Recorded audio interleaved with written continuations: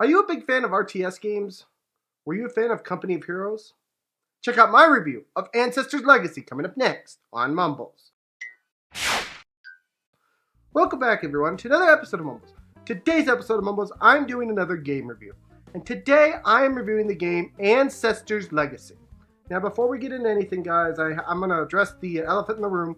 If I sound funny or look funny or whatever, I'm battling a bad cold, so please forgive me if I sound off or funny or am a little bit harder to understand or my throat's a little crackly. Doing the best I can, so bear with me, and I appreciate you guys so much. Again, as always guys, I do have to ask also, if you haven't already, please do make sure to subscribe to the channel. It really helps the channel out. Hit that like button, notification bell, all that good stuff. Now let's jump straight into this review on Ancestors Legacy. Oh! Even when you're sick, guys, things just happen to fly in and hit you. So that's not changing. Anyways, let's get to this game review. Ancestors Legacy is a game that can be picked up for the price of $34.99 on Steam, Xbox One, and PlayStation 4. Now, the creators for this game read the description as, take command of your army as you storm through medieval Europe in an extensive series of campaigns. Choose one of 4 available nations, Vikings, Anglo-Saxon, German, Slav. You will be tasked with more than just conquering, raiding, and pillaging enemy camps, villages, and towns. Only by utilizing the full range of available tactical options, taking strategic advantage of the environment, and managing your temporary bases and settlements will you emerge victorious. Ancestors Legacy is a history-inspired, real-time strategy game influenced by historic events in the Middle Ages. This game combines resource management and base building with large-scale, squad-based battles across vast battlefields, all rendered in great detail thanks to the Unreal 4 engine. Experience medieval bloodshed like never before thanks to cinematic action camera that puts you right in the middle of the battle at the press of a button. Features 4 playable nations and an extensive single-player campaign inspired by historic events. Advanced tactical options combining the use of terrain, experience, and morale. Cinematic battle camera view puts you right in the center of the action. Outstanding visual fidelity powered by the Unreal 4 engine. Intense multiplayer battles. Streamlined resource management and village construction. Precise control with native gamepad support. And cross-play between Steam and GOG. So guys, in my own words, this game is an RTS game that puts you in charge of some epic battles and asks you to use strategy to fight your way through them. But do they do a good job of this? I'm about to tell you. First, we're going to talk about the graphics, the soundtrack, and the control. First off, the graphics in this game. This game is top down, but it does have some nice looking graphics even when you zoom in on the battlefield. Graphics are really well done. They did a nice job on this. Something that a lot of RTS games usually struggle at, and this one did pretty well.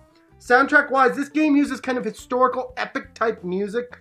You know, that music that builds and builds and builds, kind of almost historic appropriate. And for that reason, I have to say the soundtrack in this game is really, really well done. Control-wise, this game does a great job of using the controller for the Xbox One. I'm reviewing the Xbox One version. Can't speak for the other versions, but I know that usually RTS games are a little bit hard to control when you put it on an Xbox. And for this game on the Xbox, it controls really, really well. Now let's talk about the gameplay, guys. This game contains everything you would want in an RTS game without making it overly complicated. This game is mostly about strategy, but it doesn't make it overcomplicated, and it helps you and gives you a good sense of what you need to do and does not overwhelm you. This game also tries to switch things up by giving each faction their own playstyle. For example, the Vikings are more offensive focused. English are more range focused, so you have to be more sneaky with them. This allows you to have different playstyles for each faction and helps keep things interesting as you proceed through the campaign. Now there are 30 total campaign missions in this game. Now the other thing I want to talk about is some of the mechanics. There are some interesting mechanics in this game, such as a retreat button, the ability to lay traps, and I won't go too much into all of them, but I do want to mention those 2 in particular, especially the retreat button. Not something you usually see in RTS games. Usually it's stand there and fight until you die. Not so much in this game. They do this in a way though that allows it to feel historic, allows it to feel accurate, and allows it to feel useful. Another thing I also want to mention is, while in some RTS games you're put in control of building, you have to choose, oh, do I want to put a factory here? Do I want to put a base here? Do I want to put something to build troops here? Where do I put everything? In this game, that question is taken entirely out of the equation, and everything is pre-built and decided for you. So really the only thing you have to worry about is building units and making sure that they are in the correct positions that you want them in. It's kind of a different feel for an RTS game, but it does work good for the console, because console can be a little bit of a bear for RTS games. Another thing that's different from other RTS games is that in this game, you don't have to send an individual unit to gather resources. Instead, your towns, your peasants, your places that you have actually gather resources for you. So it's a good change from other RTS games. So guys, the final thing I want to mention in the gameplay is that like other RTS games, you do have the ability to be sneaky. You have the ability to kind of play this game like you want. You can ambush. You can set certain units to do certain things.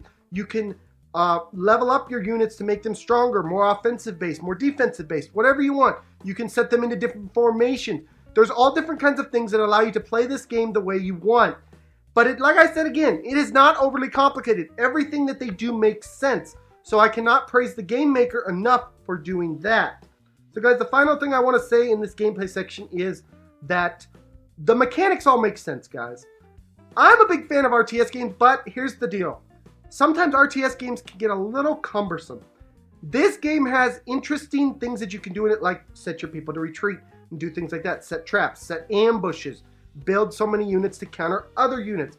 You can do all that stuff, but it's done in a way that is really well done and doesn't be a drag on the player.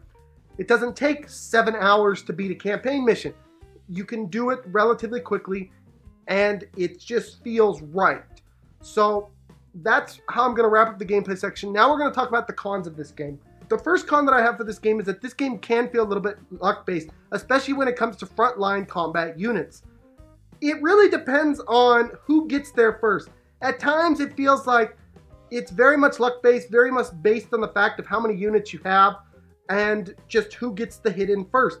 So that's a little disappointing because I would like for it to be less luck-based and more based on skill, but that's just the way this game is. The second con that I have is that cutscenes are usually done during loading times, and for the Xbox One I did experience some stutters. Now, if you're running this on computer, you probably won't have many, but if you're on an older Xbox, older PlayStation 4, you may have some stutters, and that takes a little bit away from the cutscenes. And in an RTS game like this that is based on historical ideas, that can be a little bit disappointing. Now, my third con is that troop movement can at times be a little erratic. They don't pathfind the best. For example, if you want to send your guys to ambush somebody, you send them to their little trees in the forest, whatever, where they can hide. Sometimes they will step in places that they shouldn't. Like, instead of going around the enemy camp, they might cut through the enemy camp to get to where they want to be. They want to do the ambush. Obviously, this will alert the enemies, so you have to be very on it in as much as controlling and moving your units around things. So that is my third con for this game. And the fourth con and final con that I have for this game is that the campaign missions can be a bit repetitive. Now guys, like I said, they do a good job of changing up the play style. But unfortunately, the campaign missions can be a little bit repetitive. Capture this, do this, find this person, protect this person, do this, do that. I just wish they had a little bit more variety when it came to that. But again, they did do a great job changing up the play style, which does help some. So guys, now that's up to talk about is what my overall score is for this game. Guys, I'm not one that usually reviews RTS games on this channel because they take time to actually think over, think what I'm going to say about them.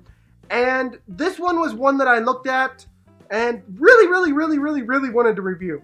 And I'm glad that I did.